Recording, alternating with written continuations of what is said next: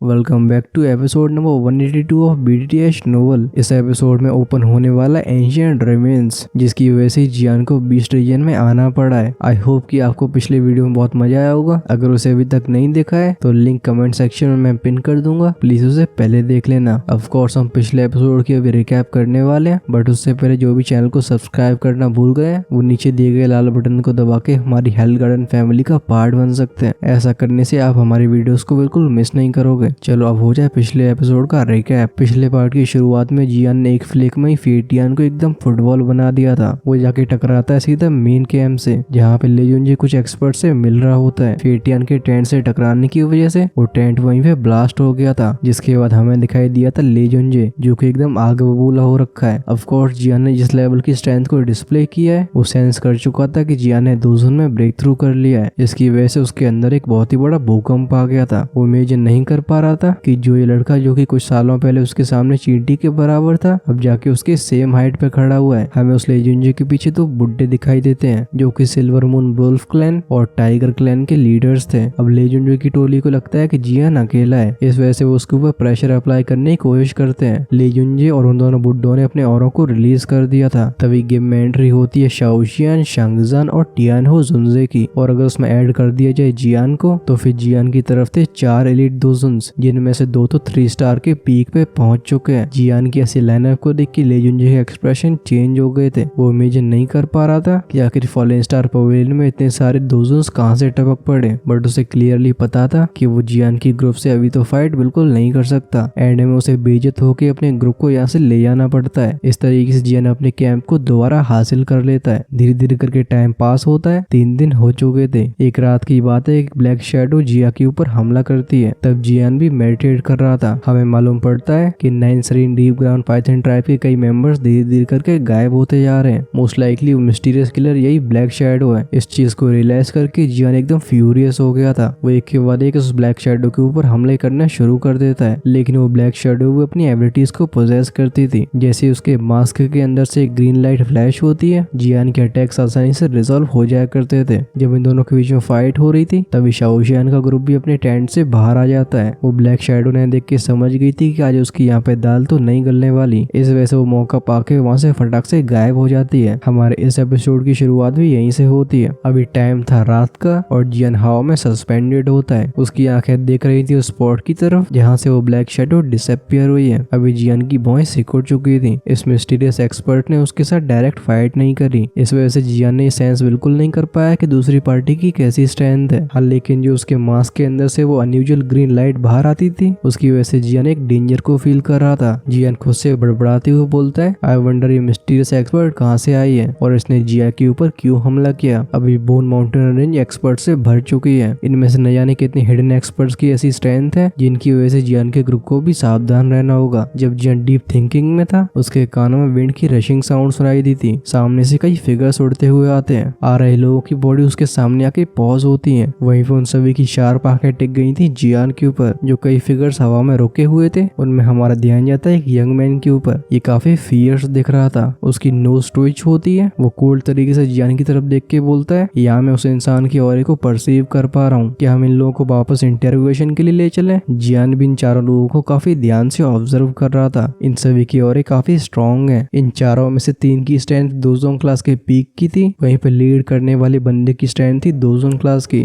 इनकी बॉडी एक डार्क और चिली ऑरे को पोजेस करती है, जिसकी वजह से कोई भी ना अंडर एस्टिमेट नहीं करेगा। तभी जियान का ध्यान जाता है उनकी आंखों के ऊपर। वो उन वर्टिकल पीपल्स को देख के बोलता है, ये 9 serene deep ground python tribe के मेंबर्स हैं। उन चारों में जो दोजन क्लास का एक्सपर्ट था वो एक ग्रे रोब्ड ओल्ड मैन था। वो जियान को काफी हेजिटेंट तरीके से देख रहा होता है। वो भी क्लियरली सेंस कर पा रहा था कि जियान भी एक लीड दोजन है। अभी 9 serene deep ground python tribe को वैसे भी काफी मुसीबतों का सामना करना पड़ रहा है, तो फिर वो और परेशानी को खड़ा नहीं करना चाहता था। वो कहता है उस किलर का सेंट जंगल की तरफ जा रहा है। लगता है उस मिस्टीरियस किलर ने इस यंग मैन के साथ फाइट करी है। वो अपने सिर को हिलाते हुए देखता है फॉरेस्ट की तरफ जहाँ पे वो ब्लैक शैडो डिसअपियर हुई थी। वो लीडर अपने हाथों को वेव करते हुए बोलता है चेज। ये कहने के बाद उसकी बॉडी मूव होने लगी थी। वो एक ब्लैक शैडो में ट्रांसफॉर्म होकर फॉरेस्ट के अंदर चला जाता है। उसके पीछे जो 3 लंबे चौड़े एक्सपर्ट्स होते हैं वो भी उसे क्लोजली फॉलो करने लगते हैं। जियान भी कोल्ड एक्सप्रेशन के साथ इन सभी को जाते हुए देखता है। वो कहता है 9 serene deep ground python tribe के मेंबर्स कुछ ज्यादा ही घमंडी हैं। अगर आज उसकी स्ट्रेंथ थोड़ी वीक होती तो फिर ये लोग बिना कुछ कहे जियान के ऊपर हमला करके उसे कैप्चर करके वापस ले जाते। जियान कहते लगता है वो ब्लैक शैडो वही मिस्टीरियस किलर थी जिसने 9 serene deep ground python tribe में आतंक मचा के रखा है, लेकिन वो जिया के ऊपर हमला क्यों करेगी। इस डाउट की वजह से जियान दोबारा से सोच में पड़ जाता है, जिसके बाद वो पीछे मुड़ के दोबारा माउंटेन टॉप की तरफ जाने लगा था, क्योंकि कुछ समय पहले ही वो अनएक्सपेक्टेड सिचुएशन क्रिएट हुई है। इस वजह से फॉलिंग स्टार पवेलियन के सभी लोग जाग चुके थे। जियान को वापस आते हुए देख लिटिल फेट डॉक्टर का ग्रुप उसे मिलने के लिए आता है। जियान ने लैंड करने के बाद पूरे मामले को एक्सप्लेन किया था। जब सभी को मालूम पड़ता है कि वो अटैकर वही मिस्टीरियस किलर थी जिसने हाल फिलहाल में आतंक मचा के रखा है, तो फिर सभी के चेहरों पे स्टन्ड एक्सप्रेशन दिखाई देते हैं। शाओशियन अपनी आईब्राउज को सिकोड़ के बोलती है, क्या वो मिस्टीरियस किलर जानबूझ के 9 serene deep ground python tribe को टारगेट नहीं कर रही है? तो फिर आखिर उसने अचानक से जिया पे फोकस कैसे कर लिया? ये सुन के जियान अपने सिर को हिलाता है। वो जिया की तरफ देख के हंस के बोलता है, शायद दूसरी पार्टी ने इस छोटी सी लड़की को 9 serene deep ground python tribe की मेंबर समझा होगा। ये सुन के जिया भी अपनी आंखों को रब करती है। वो कहती है, फू, मैं उन बड़े बड़े से गंदे स्नेक्स में से कैसे एक हो सकती हूँ। अचानक से उसकी आईब्राउज के बीच में सोलम एक्सप्रेशन फ्लैश हुआ था। वो कहती है, जो ग्रीन लाइट उस फेलो के मास्क में से बाहर आई थी, एक समय के लिए मुझे ऐसा लग रहा था जैसे उसने मुझे कंट्रोल कर लिया हो। अच्छी बात है कि मेरी ब्लड लाइन मुझे प्रोटेक्ट कर रही है। हालांकि मुझे उसने पूरी तरीके से कंट्रोल नहीं किया, लेकिन कुछ समय तक मेरे पास कोई डिफेंसिव एबिलिटीज नहीं थी। जिया के इन शब्दों को सुन के जियान का ग्रुप थोड़ा स्टार्टल्ड हो गया था। उस ब्लैक शैडो फिगर ने जिया से बस थोड़ी देर तक कांटेक्ट किया था, बट एक्चुअली में दूसरी पार्टी ने जिया को लगभग कंट्रोल ही कर लिया होता। टियान हो जुनजे भी अपनी आईब्राउज को नेट करके बोलते हैं, ये इंसान बहुत ही स्ट्रेंज है। वो एक्चुअली में दूसरों के दिमाग को कंट्रोल कर सकती है। आखिर सेंट्रल पेन्स में ऐसा मिस्टीरियस एक्सपर्ट कब अपीयर हुआ और मैंने इसके बारे में पहले कभी क्यों नहीं सुना। शांगजान भी अपनी नाक फुला के बोलता है, डैम इट, जैसे ही मेरी मुलाकात अगली बार उससे होती है मैं उसके सर को जरूर फोड़ दूंगा, क्योंकि अगर इस छोटी सी ग्रैंड एंड को कुछ भी हो गया तो फिर मेरी तो खटिया खड़ी हो जाएगी। अभी जियान काफी गहराई से सोच रहा होता है। वो शाओशियान से कुछ ग्लेंसेस को एक्सचेंज करता है, जिसके बाद जियान कहता है, हाल फिलहाल जिया को हमारे क्लोज ही रहना होगा। वो एक्सपर्ट बहुत स्ट्रेंज है और तो और हमें उसकी एक्चुअल आइडेंटिटी के बारे में कुछ नहीं पता। हमें उसे अपॉर्चुनिटी बिल्कुल नहीं देनी। अगर मेरा गैस सही है तो वो 9 serene deep ground python tribe के मेंबर्स जो कि डिसअपियर हो गए, उन्हें उसके द्वारा कंट्रोल कर लिया गया होगा। इन शब्दों को सुन के सभी के चेहरे एकदम पेल हो जाते हैं। वो शॉक्ड आवाज में कहते हैं, क्या गायब होने वाले 9 serene deep ground python tribe के मेंबर्स में से कुछ लोग दोजुन क्लास में से भी थे? अगर वो लड़की दोजुन क्लास के एक्सपर्ट्स को भी कंट्रोल कर पाती है तो फिर ये एबिलिटी तो काफी ज्यादा टेरिफाइंग है। जियान कहता है, ओरिजिनली मैं उसे बिल्कुल रोक सकता था, लेकिन क्रिटिकल मोमेंट में मेरा सामना होता है एक एलीट दोजुन से। उस दोजुन की दुखी डार्क और चिली साइड में थी, और क्योंकि कुछ समय पहले मेरी मुलाकात 9 serene deep ground python tribe के मेंबर से हो चुकी है, तो मुझे लगता है कि वो एक्सपर्ट उनसे काफी सिमिलर था। शाओशियन अपने सिर को हिलाते हुए बोलती है, ऐसी एबिलिटी जिससे दूसरों के दिमाग को इतनी आसानी से कंट्रोल किया जा सके, मैंने इसके बारे में पहले कभी नहीं सुना। हालांकि कई सोनिक 2 टेक्निक्स हैं जो कि दूसरों के दिमाग को कंफ्यूज कर सकती हैं, पर उनसे भी एलीट दोजुन्स का दिमाग पूरी तरीके से कंट्रोल नहीं किया जा सकता। जियान हल्के से नोड करता है। सच में दुनिया बहुत ज्यादा मिस्टीरियस है, क्योंकि 9 serene deep ground python tribe ने ऐसे इंसान से पंगा ले लिया है तो उन्हें काफी समय तक तो चैन नहीं मिलने वाला। जियान सभी को देख के एक डीप आवाज में बोलता है, अगले कुछ दिनों में आप सभी को बहुत केयरफुल रहना है। कल के बाद वो एंशिएंट रिमेन्स खुलने वाले हैं। उस समय सबसे पहले एंटर करने वाले हम होंगे, क्योंकि अगर वो सोल बेबी फ्रूट किसी के हाथ में पहले लग जाता है तो हमारे लिए चीजें काफी मुश्किल हो जाएंगी। इस ऑर्डर को सभी एक्नॉलेज करते हैं। जब एक बार फिर से मामला सेटल हो जाता है तो फिर जियान के ग्रुप के साथ कोई अनएक्सपेक्टेड सिचुएशन क्रिएट नहीं हुई थी। बोन माउंटेन रेंज में आने वाले लोगों के नंबर्स मल्टीप्लाई हो जाते हैं। नॉइज की सोनिक वेव आसमान में जाती है। अभी सभी लोग इंतजार कर रहे होते हैं कि एंशिएंट रिमेन्स कब ओपन होंगे। सभी की एंटिसिपेशन के बीच में 2 दिन चुपचाप से निकल जाते हैं। 2 दिन के बाद जब सनलाइट नीचे माउंटेन्स पे आके दोबारा बिखरी थी, ये माउंटेन रेंज जो कि क्वाइट हो चुकी है, बस इसी पल में यहाँ पे ज्वालामुखी की तरह विस्फोट हो गया था। ये इरप्शन होता है लोगों का। सभी दिशाओं में रसिंग विंड साउंड सुनाई देते हैं। मधुमक्खियों की तरह सभी लोग जाने लगे थे माउंटेन रेंज की तरफ। जियान का ग्रुप जो कि माउंटेन के टॉप पे खड़ा हुआ था, वो इस समय पूरी तरीके से प्रिपेयर्ड होते हैं, क्योंकि एंशिएंट रिमेन्स में एंटर करना काफी डेंजरस है। तो फिर जियान का वो छोटा सा ग्रुप ही एंटर करने वाला है। वो फॉलिंग स्टार पवेलियन के डिसाइपल्स और दोनों एल्डर्स यहाँ पे रह के जियान का वेट करने वाले हैं। हालांकि एंशिएंट रिमेन्स में एंटर न कर पाने की वजह से कई लोग रिग्रेट फील कर रहे थे, पर जियान के ऑर्डर को कोई भी डिफाई नहीं करता। अभी जियान की फॉलिंग स्टार पवेलियन के अंदर अपनी प्रेस्टीज स्टेबलाइज हो चुकी है। माउंटेन के टॉप पे खड़ा हुआ जियान नीचे देख रहा होता है, जहाँ पे सभी एक्सपर्ट सैलाब की तरह आगे बढ़ रहे हैं। जियान अपने सिर को हिलाने लगता है। अनएक्सपेक्टेड बात है कि इस एंशिएंट रिमेन्स का अट्रैक्शन इतना फ्राइटनिंग होगा। वो भी ज्यादा हेजिटेट नहीं करता। जैसे उसके हाथ वेव होते हैं उसके मुंह से आवाज आई थी लेट्स गो। एक लाइट रे में ट्रांसफॉर्म होके वही सबसे आगे जाने लगता है। ये देख के लिटिल फेरी डॉक्टर और बाकी के लोग उसे फॉलो करते हैं। अभी बोन माउंटेन रेंज एकदम खतरनाक तरीके से लाइवली हो गया था। आसमान उड़ते हुए फिगर से भरा हुआ था। इस तरीके के फ्राइटनिंग एटमॉस्फेयर की वजह से इवन जो बोन माउंटेन रेंज का डार्क और कोल्ड ऑरा था वो भी फोर्सफुली कम हो गया था। जियान के एक्सेप्शनल परसेप्शन की वजह से वो उन ऑरा को हल्के से सेंस कर पाता है जो कि काफी समय से साइलेंट मोड में है। अब उन सभी हिडन एक्सपर्ट्स ने भी मूव करना शुरू कर दिया था। वो भी कई लाइट रेस में ट्रांसफॉर्म होकर माउंटेन के टॉप की तरफ जाने लगते हैं। इन औरों की स्ट्रेंथ को सेंस करके जियान भी साय करता है। जियान कहता है लगता है एंशिएंट रेमेंस की वजह से यहाँ की फाइट बहुत ही इंटेंस होने वाली है। अगर कोई इतने सारे एक्सपर्ट्स के सामने से टियान क्लास की 2 टेक्निक ऑब्टेन करना चाहता है तो फिर उसकी डिफिकल्टी कुछ नेक्स्ट ही लेवल की होने वाली है। अभी वो बिल्कुल इमेजिन नहीं कर पा रहा था कि टियान क्लास की 2 टेक्निक के लिए इस बोन माउंटेन रेंज में कैसी ब्लडी बैटल एरप्ट होने वाली है। वो माउंटेन पीक जो कि माउंटेन रेंज के मिडिल में था, अभी जियान की टोली उसके काफी क्लोज आ जाती है। इस वजह से कुछ और मिनट्स की ट्रेवलिंग के बाद इनके सामने एक डिस्टॉर्टेड सा स्पेस अपीयर होता है। सामने के डिस्टॉर्टेड स्पेस को देखते हुए जियान की बॉडी मूव होती है। वो एक बहुत ही बड़े से पेड़ की डाली पे जाके लैंड होता है। सामने के एरिया को अच्छे से देखने के बाद वो रियलाइज करता है कि ये एक 500 किलोमीटर बड़ा एक बेसिन है, लेकिन इस नीचे से जमीन को बहुत सारी हड्डियों ने कवर करके रखा होता है। दूर से देखने पे सफेद हड्डियों का समुंदर लगता है, जिसकी वजह से उसके भी कहीं न कहीं रोंगटे खड़े हो रहे थे। अब इन हड्डियों के समंदर के आसपास कई लोग खड़े हुए थे। सभी की हीटेड आंखें देख रही होती हैं उस डिस्टॉर्टेड स्पेस की तरफ जो कि उन सी ऑफ बोन्स के अंदर है। एक बार जैसे यहाँ की स्पेशल सील डिसअपियर होती है, इसके अंदर एंटर करने के लिए मार्कआउट शुरू हो जाएगी। जियान की आंखें इन सभी एक्सपर्ट्स के ऊपर जाती हैं। वो कई जगहों पे बीच बीच में पॉज हुई थी। उसका एक्सप्रेशन काफी सोलम हो जाता है। एक ही ग्लेंस में वो पता लगा पा रहा था कि यहाँ पे करीब 5-6 3 स्टार एलीट दोजन्स हैं। जियान भी अंदर से साय करने लगता है। वो कहता है ये टियान क्लास की 2 टेक्निक अपने नाम की वर्दी है। इवन एलीट दोजन्स भी इससे दूर नहीं रह पा रहे। ऑफ कोर्स जियान भी इस टियान क्लास की 2 टेक्निक को ऑब्टेन करना चाहता था, बट वो अपने दिल में इस बात को अच्छे से समझता था कि इस जगह से इस टेक्निक को ऑब्टेन करना कितना ज्यादा डिफिकल्ट होने वाला है। जिसके हाथों में भी वो टेक्निक लगेगी वो एक्सपर्ट्स के लिए एक तरीके का मैग्नेट बन जाएगा। भले ही उसका लेवल चाहे दोजन पे पहुंच गया हो, तब भी उसके लिए यहाँ से सेफली बाहर जा पाना मुश्किल हो जाएगा। हम जियान को कई बार पलकें झपकाते हुए देखते हैं। वो अपने दिल में काफी क्यूरियस हो गया था। वो कहता है क्या मेरी एनाइलेशन लोटस फ्लेम पावरफुल है या फिर ये टियान क्लास की 2 टेक्निक स्ट्रॉन्ग है। जब ये विचार उसके दिल में चल रहे होते हैं, आसमान में से एक बैंग साउंड इरप्ट होता है। सभी की आंखें जाती हैं सी ऑफ बोन्स की तरफ। अभी वहाँ के स्पेस में कई रिपल्स फॉर्म हो रही थी। लगता है वो एंशिएंट रिमेन्स फाइनली सरफेस होने वाले हैं। जब उस स्पेस में लगातार और भी डिस्टॉर्शंस क्रिएट हो रहे थे, हमें वाटर के फ्लो होने की आवाजें सुनाई देती है। जैसे जैसे ये साउंड फैल रहा था, वहाँ के एंटायर स्पेस की रिपलिंग और भी इंटेंस हो जाती है। सी ऑफ बोन्स के पास खड़े हुए लोग जब इस एनर्जी सील को देखते हैं जो कि हर एक रिपल के साथ इल्यूजनरी होती जा रही है, उन सभी की आंखों में एक ब्राइट रेडनेस सरफेस हुई थी। कई लोगों की सांसें तेज हो गई थी। उनके हाथों में जो वेपन्स थे उस पे उनके हाथों की ग्रिप और भी टाइट हो गई थी। डिस्टॉर्ट हो रहे स्पेस को देख के जियान की आंखें भी नैरो हो जाती हैं। इन अजीब सी स्प्लैशिंग साउंड के साथ जियान एक एक्सट्रीमली फ्राइटनिंग एनर्जी रिपल की वेव को सेंस कर पा रहा था। ऐसी रिपल बहुत डेंजरस हो सकती है। ये किसी ज्वालामुखी की तरह भी सरप्राइज स्टेट में है। फिर से एक और क्रशिंग साउंड अपीयर होता है। डिस्टॉर्ट हो रहा स्पेस रुक गया था। इमीडिएटली हम सुन सकते हैं एक बैंग का साउंड। वो डिस्टॉर्ट हो रहा स्पेस क्लैंग साउंड के साथ बिखर जाता है। ऐसा लगता है जैसे कोई शीशा टूट गया है। जिस मोमेंट में स्पेशल सील ब्लास्ट हुई थी, आसपास खड़े एक्सपर्ट्स के चेहरे एकदम ब्राइट रेड हो जाते हैं। उनके गले में से तेजी से चिल्लाने की आवाजें बाहर आती हैं। वो कहते हैं चार्ज, एंशिएंट रिमेन्स ओपन हो गए हैं। उन सभी की बॉडी मधुमक्खियों की तरह अंदर की तरफ शूट हो गई थी। लेकिन अगर इन लोगों से कंपेयर किया जाए जो कि सीधा सामने जा रहे थे, स्पेस के फटते ही जियान के एक्सप्रेशन चेंज हो गए थे। वो साइड में खड़ी जिया को पकड़ के पीछे फेंक देता है। वहीं पे उसकी बॉडी उल्टा पीछे शूट हो गई थी। जियान कहता है जल्दी से विड्रॉ करो। ये सुन के शाओशियान का ग्रुप भी जल्दी से रिएक्ट करता है। वो भी बिना हेजिटेशन के पीछे पुल बैक करने लगे थे। जब जियान का ग्रुप पीछे जा रहा था, आसपास के बड़े बड़े पेड़ों पे हम देख सकते हैं कि कई फिगर्स भी पीछे जा रहे हैं। क्लियरली इन सभी को भी मालूम पड़ गया था कि यहाँ पे कुछ गड़बड़ है। जियान के ग्रुप के पीछे जाने के दौरान जो स्पेशल सील के फ्रेगमेंट्स थे वो टूटने के बाद हवा में पॉज हो जाते हैं। पास पहुंच चुके एक्सपर्ट्स के कानों में जाती एक बहुत ही भयानक सी बैंग की साउंड। किसी तूफान की तरह ऐसी वाइल्ड और वायलेंट स्पेशल स्ट्रेंथ इरप्ट हुई थी जिसे देख के इवन एलीट दोजन्स भी भागने पे मजबूर हो जाएं। ये स्पेशल वेव रिपल सबसे पहले टकराती उन लोगों से जो सबसे आगे जा रहे थे। वो सभी तुरंत ही निकल लिए जाते हैं। इमीडिएटली सी ऑफ बोन्स के अंदर से कई लोगों की चीखने की आवाजें सुनाई देती हैं। वो वाइल्ड और वायलेंट स्पेशल स्ट्रेंथ इन सभी लोगों को एक ही बार में एनाइलेट कर देती है। वो लोग जो कि पीछे रह जाते हैं फाइनली उन्होंने रियलाइज किया था। वो समझ जाते हैं कि यहाँ पे कुछ तो गड़बड़ है। इस वजह से जो लोग कुछ समय पहले आगे जा रहे होते हैं अब वो मिजरेबल तरीके से पीछे जाने की कोशिश करने लगते हैं। अब ये सी ऑफ बोन्स बहुत ही क्योटिक हो गया था क्योंकि जियान की टोली काफी डिस्टेंस पे पहुंच गई थी। तो जब ये स्पेशल स्ट्रेंथ का स्टॉर्म इरप्ट होता है जियान के ग्रुप को बिल्कुल नुकसान नहीं पहुंचा पाता। अभी वो फाइनली रिलीफ फील करते हैं। पीछे मुड़ के उनकी नजरें जाती है उन एक्सपर्ट्स पे जो कि चिल्ला चिल्ला के चारों तरफ भाग रहे हैं। जो सी ऑफ बोन्स कभी एकदम सफेद हुआ करती थी इस समय उसका बड़ा सा पोर्शन लाल हो चुका है। ये सब हुआ तो उन एक्सपर्ट्स के खून से। ऐसी डिस्ट्रक्टिव स्ट्रेंथ को देख के जियान की टोली की आंखों में भी सरप्राइज फ्लैश हुआ था। वो कहते हैं क्या ही फ्राइटनिंग स्पेशल सील है, इसे फॉर्म हुए इतने साल हो चुके हैं तब भी ये इतनी फ्राइटनिंग ऑफेंसिव स्ट्रेंथ को पोजेस करती है। सच में लीड दोशेंग के रिमेंस के नाम की वर्दी है। जियान स्माइल करता है। वो कहता है चलो हम भी चलते हैं। इन सभी को कुछ ज्यादा ही जल्दबाजी थी, ये अपनी हालत के खुद रिस्पॉन्सिबल है। ये कह के जियान अपने हाथ को वेव करता है। उसकी बॉडी ट्रांसफॉर्म हो गई थी एक लाइट रे में जो कि सी ऑफ बोन्स की तरफ शूट हो जाती है। लगभग सेम टाइम में वो एक्सपर्ट्स जिन्होंने स्पेशल रिपल को सक्सेसफुली डॉज कर दिया था उनकी बॉडी दोबारा से मूव होने लगती है। वो कई ब्लरी फिगर्स में ट्रांसफॉर्म होकर सी ऑफ बोन्स की तरफ चले गए थे। ये सी ऑफ बोन्स बहुत ज्यादा वास्ट था।